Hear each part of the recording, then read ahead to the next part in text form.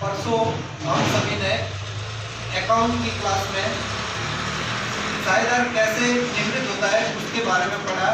उसके अकॉर्डिंग अपन देखें कैसे करते हैं उसके बारे में अपन ने अध्ययन किया था। आज अपन व्यवसाय अध्ययन, जो कि आपका पहला टॉपिक है, प्रबंध का परिचय, महत्व, प्रकृति एवं क्षेत्र, उसके बारे में अध्ययन करेंगे।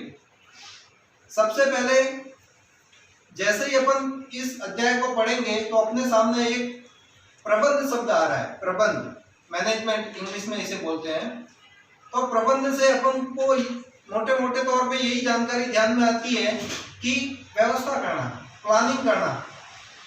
लेकिन अपन वाणिज्य क्षेत्र में, अपन कॉमर्स के स्टूडेंट हैं, तो अपने को ये थोड़े अलग भाषा में हटके थोड़ा लेना पड़ेगा। व्यवहारिक भाषा से हटके थोड़ा व्यावसायिक भाषा में, वाणिज्यिक भाषा में जाना पड़ेगा और प्रबंध को अच्छे से समझना पड़ेगा। प्रबंध का अर्थ यहाँ पे अपन यदि लें तो अन्य व्यक्तियों से कार्य करवाने की कला ही प्रबंध कहलाता है। अन्य व्यक्तियों से यह तात्पर्य है, जैसे मेरी कोई शॉप है, मेरा कोई व्यापार है, वहां पे मैं यदि किसी वेतनभोगी व्यक्ति को रखता हूँ, जिसको सैलरी में पे कर रहा हूँ। अब जरूरी नहीं है कि आज का काम या इतना मैंने आज टास्क दिया है उसको वो आज का आज कंप्लीट करेगा, ये कतई जरूरी नहीं है। इसके लिए मुझे क्या करना पड़ेगा, मेरे अंदर वो कला, वो आर्ट होना चाहिए कि मैं उस वेतनभोगी से काम कैसे करवाऊं।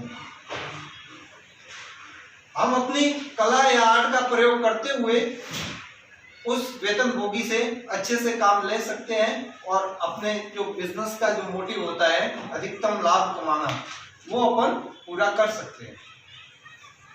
इसी को और अपन समझते हैं तो प्रबंध न्यूनतम प्रयास, कम से कम प्रयास या लागत से अधिकतम उत्पादन करना, और अधिकतम जब उत्पादन होता है तो लाभ भी प्राप्त करना। वापस देखें इसको, न्यूनतम प्रयास या लागत से अधिकतम उत्पादन या लाभ प्राप्त करना प्रबंध के रूप में जाना जाता है। प्रबंध क्या है? मैनेजमेंट वह तत्व है जिससे अपन कम से कम लागत में, कम से कम खर्चे में अच्छे से अच्छी क्वालिटी का अपन वस्तुओं का उत्पादन कर सकते हैं। और वो जब उत्पादन आपकी क्वालिटी उसकी अच्छी होगी, उसकी लागत कम होगी, पैसे कम होंगे, तो वो बिकेगी, मार्केट में बेझिझक बिकेगी। जैसे आज के परिप्रेक्ष्य में अपन यदि उदाहरण लें तो चीन की वस्तुएं, चीन में निर्मित हुई वस्तुएं कम से कम लागत में आती है, और अच्छी क्वालिटी भी देती है, जो कि हमारे यहाँ नहीं हो पाता।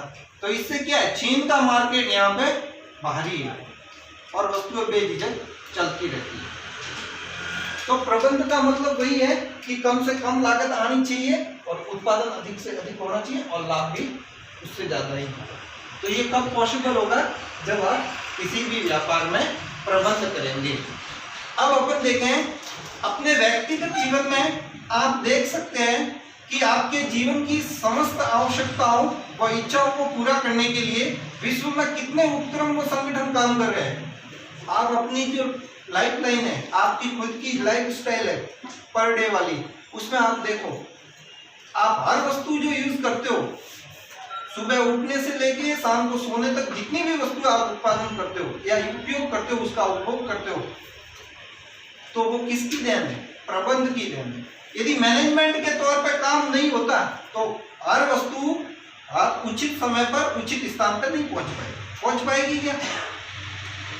तो यहाँ पे इन्होंने ये बताया कि प्रातः जीवनचर्या प्रारंभ करने पर दंत मंजन से लेकर रात्रि निद्रा, सोने तक के साधन या सुरक्षा यंत्र या प्रातः पुनः उठने के लिए अलार्म घड़ी तक की समस्त आवश्यकता की वस्तुएं या सेवाएं व्यावसायिक संगठन, सरकार या सामाजिक संस्थाएं उपलब्ध करवा रही।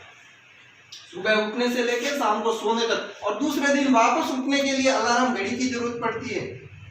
तो वो अपने तक, आम जनता तक, उपभोक्ता तक कैसे पॉसिबल हो पाएगी? उसके लिए कौन कौन काम कर रहे हैं? व्यावसायिक संगठन, गवर्नमेंट और मजदूर वर्ग। इनकी मेहनत और प्रबंध, मैनेजमेंट की बदौलत ये सारी वस्तुएं अपने पास इजीली आ रही है, उसके बदले में मात्र आपको लागत प्लस प्रॉफिट ही पे करना पड़ रहा है। ठीक है, अब आपकी वर्तमान में भावी आवश्यकताओं को जानना, आपकी वर्तमान नीड कितनी है, फ्यूचर में आवश्यकता कितनी होगी, उसको सबसे पहले जानना, फिर समझना, आपके बजट के अनुसार उत्पाद को तैयार करना, आप तक पहुंचाना तथा विक्रय व्यवस्था करना, उसके बाद ग्राहक से उसके अनुभव या फीडबैक लेना, यह समस्त क्रिया एकमात्र तत्व के कारण संभव हो पा रही है और वो है प्रबंध। इन्होंने क्या बताया, एक चीज बताई है, ये प्रबंध वह तत्व है, प्रबंध वह तत्व है जो क्या क्या करवाता है लोगों से, क्या क्या करवाता है व्यावसायिक संस्थाओं से, सरकार से, मजदूर वर्ग से, क्या क्या करवाता है आपको, आपकी इच्छाएं जानते हैं। मार्केटिंग में आपने देखा होगा, कहीं पे आप बैठे होंगे में कहीं भी शॉप पे और कोई आता है टैग डाल के और आपको पूछता है उस दुकानदार से आपकी आवश्यकता क्या है, आप माल लिखवाइए मुझे, तो वो क्या है, मार्केटिंग वाले, मजदूर वाले, वो आए, आपको पूछा, आपकी आवश्यकताएं जानी, आवश्यकताएं समझी, फिर उन्होंने ये भी समझा कि आपको कौन सी वस्तु कितने में आप लेने के लिए एग्री होंगे। जैसे मैं एक दुकानदार के पास गया, मैं ये आइटम रखता हूँ, आपको चाहिए तो आप ऑर्डर लिखवा दो, मैं भिजवा दूंगा। अब वो कहेगा कि भैया ये मुझे 10 रुपए में तो महंगी पड़ेगी, मैं बेचूंगा 15 रुपए में, तो यहाँ कोई 15 रुपए नहीं देंगे, 12 रुपए में यहाँ बेच सकता हूँ। तो आप मुझे 10 में दे रहे हो, मैं 12 में बेचूंगा, तो मार्जिन 2 रुपए ही रहेगा, मुझे मार्जिन 5 रुपए चाहिए। तो फिर मैंने उसको क्या कहा, मुझे मार्जिन 5 रुपए चाहिए। यहाँ पे मार्जिन का 12 की है, 12 में बिकेगी, 10 में आई है, 10 में आई है, मार्जिन रहा आपके 2 रुपए। ठीक है, अब इसमें क्या मांग की है दुकानदार ने कहा मुझे 5 रुपए मिलने, 5 रुपए मिलने, तो ये जो मार्केटिंग करने आया है बंदा, वो इसको क्या करेगा, 7 रुपए लागत वाली ही वस्तु बताएगा, 7 रुपए लागत वाली वस्तु बताएगा, ताकि क्या होगा, ये 12 में बेच देगा ना, 12 में बेच देगा तो इसको 5 रुपए लाभ हो जाएगा आराम से, कोई दिक्कत नहीं रहेगी। तो जो मार्केटिंग में लोग आते हैं, गवर्नमेंट है या व्यापारिक वर्ग है, वो उत्पादन करने से पहले उपभोक्ताओं की समझ, उनको समझते हैं, जानते हैं, उनका बजट तय करते हैं कि ये कितने में बिक पाएगी। यदि मार्केट में ये वस्तु अपन उतारते हैं मार्केटिंग के माध्यम से, मार्केट में अपन इस वस्तु को उतारते हैं तो ये कितने में बिकेगी, फिर उसी के अनुरूप वो ऑर्डर लेते हैं और माल को तैयार कर लेते हैं और फिर ग्राहकों तक पहुंचाते हैं और विक्रय व्यवस्था भी करते हैं और ग्राहकों से फिर वापस फीडबैक देते हैं, अनुभव, कि भाई ये वस्तु आपने यूज की तो इससे आपको कितनी संतुष्टि प्राप्त हुई। कोई कहता है कि ठीक ठाक है, कोई कहता है कि एक्सीलेंट है, कोई मतलब नहीं, बेकार की वस्तु है। ये सारे क्या है, फीडबैक है जो आपने उपभोग किए। अब ये समस्त क्रियाएं किसके कारण संभव हो पाई, प्रबंध के कारण, मैनेजमेंट के कारण ही ये सब वस्तुएं तय हो पाई। ठीक है, तो प्रबंध आपको पता ही होना चाहिए, अन्य व्यक्तियों से कार्य करवाने की एकमात्र कला है। अब बात आती है प्रबंध की परिभाषा। इतनी देर अपन अर्थ को समझ रहे थे, अब बात आती है प्रबंध की परिभाषा। तो बहुत से विद्वानों ने अपने हिसाब से अलग अलग परिभाषाएं दी है। मैं यहाँ आपके सामने एक विद्वान है लॉरेंस एप्ले, उनके अनुसार आपको बताता हूँ। लॉरेंस एप्ले के अनुसार प्रबंध की परिभाषा अन्य व्यक्तियों के प्रयासों से परिणाम प्राप्त करना ही प्रबंध है। अन्य व्यक्तियों में आपकी सरकार आ गई, व्यावसायिक वर्ग आ गया और मजदूर वर्ग आ गया। इन सभी के प्रयास से क्या होता है, वस्तु का उत्पादन होता है, वस्तु या सेवा का उत्पादन होता है। और वस्तु और सेवा का उत्पादन होता है तो किसके पास जाता है, ये ग्राहक के पास, और फिर ग्राहक उसका उपभोग करते हैं और संतुष्टि प्रदान होने पर वापस अपना फीडबैक देते हैं। तो ये फीडबैक क्या है, संतुष्टि क्या है, इन सभी की मेहनत का परिणाम है, ठीक है। वापस इस परिभाषा को देखें आप। प्रबंध की परिभाषा विद्वान लॉरेंस एप्ले के अनुसार अन्य व्यक्तियों के प्रयासों से परिणाम प्राप्त करना, अन्य व्यक्तियों के प्रयास, उनका परिणाम, वस्तु का उत्पादन, ग्राहक तक संतुष्टि, ग्राहक उपभोग करेंगे, संतुष्टि प्राप्त हो जाएगी। ठीक है, तो ये उनका परिणाम है। अब बात आती है प्रबंध की विशेषताएं। प्रबंध के लक्षण या विशेषता बोले तो प्रबंध ऐसे ही नहीं होता है, मैनेजमेंट ऐसे ही नहीं होता है। पहली विशेषता है प्रबंध पूर्व निर्धारित कुछ उद्देश्य से होता है। प्रबंध करना है तो उसके पहले से निर्धारित कोई उद्देश्य होते हैं। सेकंड विशेषता है प्रबंध कार्य औपचारिक समूह से संपन्न किया जाता है। असंगठित व्यक्तियों के समूह केवल भीड़ होती है जिनका प्रबंध करना कठिन होता है। असंगठित व्यक्ति होते हैं जो एकत्रित लोग नहीं होते, उनकी क्या होती है, मात्र वो भीड़ होती है। तो प्रबंध कहाँ हो पाता है, जहाँ औपचारिक है, जहाँ संगठित लोग हैं वहां पे हो जाता है। प्रबंध एक मानवीय कार्य है। प्रबंध क्या है, मानवीय कार्य है। प्रबंध कार्य समाज के श्रेष्ठ विशिष्ट लोग करते हैं। जैसे प्रबंधक विशिष्ट ज्ञान, अनुभव और अनुभूति वाले होते हैं। विशिष्ट ज्ञान रखते हैं ना, वही कर पाते हैं। हर किसी के बस की बात नहीं होती कि आप प्रबंध कर पाओ, मैनेजमेंट कर पाओ। अगली विशेषता है प्रबंध में नेतृत्व करने की क्षमता होनी चाहिए। प्रबंध में लीडरशिप करने की क्षमता होनी चाहिए। कि मान लो किसी फैक्ट्री में, किसी कारखाने में आप प्रबंध कर रहे हो, आप मैनेजर के तौर पर नियुक्त हो, ठीक है, तो आप में लीडरशिप के वो सारे गुण होने चाहिए जिससे आपके जो अंडर में जो काम कर रहे हैं मजदूर वर्ग या वेतनभोगी लोग, वो आपकी हर आज्ञा माननी चाहिए। हर आज्ञा मतलब अनुचित आज्ञा नहीं, काम से रिलेटेड जितनी भी आज्ञाएं हो, जितने भी ऑर्डर्स हो वो फॉलो करें, ऐसी आप में होनी चाहिए। लीडरशिप होने के गुण होने चाहिए। ये प्रबंध की विशेषता है। प्रबंध कार्य आंतरिक और बाहरी कार्यों से प्रभावित होता है। प्रबंध का जो कार्य होता है वो आंतरिक और बाहरी कार्य दोनों से प्रभावित होता है। जैसे राजनीतिक हस्तक्षेप, सामाजिक कार्य, राजनीतिक कार्य, इन सारों से भी प्रभावित होता है।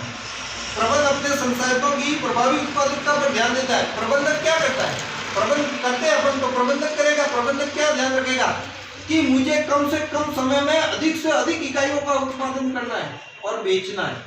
ये उस पर वस्तुओं को बनाने में जोर देता है कि कम से कम समय में वस्तुओं का अधिक से अधिक उत्पादन हो सके। प्रबंध एक अदृश्य शक्ति है। प्रबंध दिखती है क्या, मैं मान लो मैनेजर हूँ, मैं मैनेजमेंट कर रहा हूँ, मैनेजमेंट को बोलते हैं प्रबंध। तो प्रबंध दिखती है क्या, वो अदृश्य शक्ति है। क्या है, अदृश्य शक्ति। अब इसका आभास कैसे होगा आपको भी ये अदृश्य शक्ति है, तो मैं आपको छोटा सा उदाहरण बताता हूँ। प्रबंध अदृश्य शक्ति है। जैसे किसी कारखाने में 50 व्यक्ति काम कर रहे हैं, उनके ऊपर एक प्रबंधक लगाया है। क्या लगाया है, प्रबंधक, अच्छा सा मैनेजमेंट लगाया है। अब वो यदि मैनेजमेंट उन 50 जनों को, 50 व्यक्तियों को, 50 वेतनभोगियों को अच्छे से रखता है। अच्छे से रखने का मतलब समय पर उनको खाने के लिए छुट्टी दे देता है, काम नहीं होता है तो भी उनको वो थोड़ा बहुत शिथिलता दे देता है कि चलो आज नहीं तो कल कर लेना, लेकिन कल ऐसी गलती नहीं हो, ऐसा करके उनको छोड़ देता है। आपसी भाईचारे का माहौल क्रिएट हो जाता है वहाँ। और मान लो कि वहाँ पे वो बिना कोई झंझटबाजी के काम चल रहा है, मतलब सही से चल रहा है। इसका मतलब क्या है, ये प्रबंध का ही कमाल है, प्रबंध का ही जादू है कि वहाँ पे आराम से काम चल रहा है और वो संस्था गति कर रही है।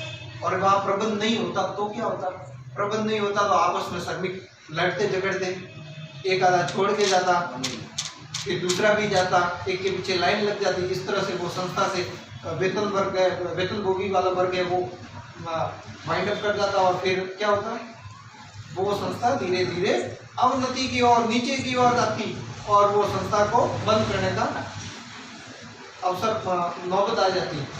तो वो चीज़ क्या है, मिसमैनेजमेंट। ये कब हुआ, मैंने 2 उदाहरण दिए। वहाँ जब सही से चल रहा है तो इसका मतलब क्या है, मैनेजमेंट सही है, अदृश्य शक्ति वहाँ काम कर रही है। लेकिन जैसे ही अदृश्य शक्ति मैनेजमेंट ने काम करना बंद किया तो वो संस्था क्या होगी, डाउन होगी, बंद होगी। नेक्स्ट है प्रबंध एक सार्वभौमिक क्रिया है जो हर जगह काम आती है। प्रबंध आपने कहाँ देखा है, अपने सामाजिक जीवन में भी देखा है। घर में शादियाँ और से होते हैं आपके फंक्शन वगैरह, वहाँ पे भी प्रबंध जरूरी है। आपके जैसे राजनीतिक है, सैनिक है, धार्मिक कार्यक्रम है बड़े बड़े, वहाँ पर भी मैनेजमेंट होना जरूरी है। अब आपका लास्ट टॉपिक है प्रबंध के उद्देश्य। प्रबंध कोई ना कोई, मान लो प्रबंध क्यों कर रहे हैं, किसी ने आपको पूछ लिया प्रबंध क्यों कर रहे हैं, बिना उद्देश्य के कोई काम नहीं होता। तो यहाँ पर भी प्रबंध के उद्देश्य को हमने बताया। प्रबंध एक क्रिया है, एक्टिविटी है और प्रत्येक क्रिया का अपना एक उद्देश्य होता है। इस प्रकार प्रबंध के भी कुछ उद्देश्य हैं। पहला उद्देश्य प्राथमिक उद्देश्य, प्राइमरी ऑब्जेक्टिव। प्राइमरी ऑब्जेक्टिव क्या है, विभिन्न पक्षों की संतुष्टि हेतु उचित लागत पर उचित उत्पादों और सेवाओं का उत्पादन करना। सभी पक्षों को, ग्राहकों को संतुष्ट करने के लिए प्रबंध क्या करता है, कम से कम पैसों में अधिक से अधिक अच्छी वस्तुओं को उत्पादन करते हैं, जिससे मार्केट में उनका प्रचलन बढ़ जाता है। दूसरा उद्देश्य उचित मूल्य पर वितरण। उचित मूल्य पर ही वितरण करना, ऐसा नहीं कि इलीगल आप पैसा लेने लग जाओ। तो इससे क्या होगा, उचित मूल्य पर सभी वर्ग को सभी सामान मिलेगा, वस्तुएं मिलेगी, तो उनको संतुष्टि मिलेगी। क्या मिलेगी, संतुष्टि मिलेगी। ये दूसरा उद्देश्य था।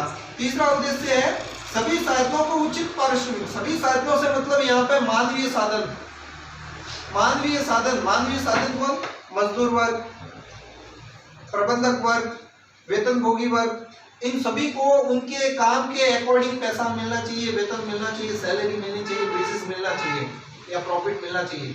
ठीक है, ये भी एक उद्देश्य है। चौथा उद्देश्य उपक्रम को उचित मात्रा में लाभार्जन करना। जो उपक्रम आप चला रहे हो, जो संस्था आप चला रहे हो, उसको लाभ कमा के देना, ये भी एक उद्देश्य है।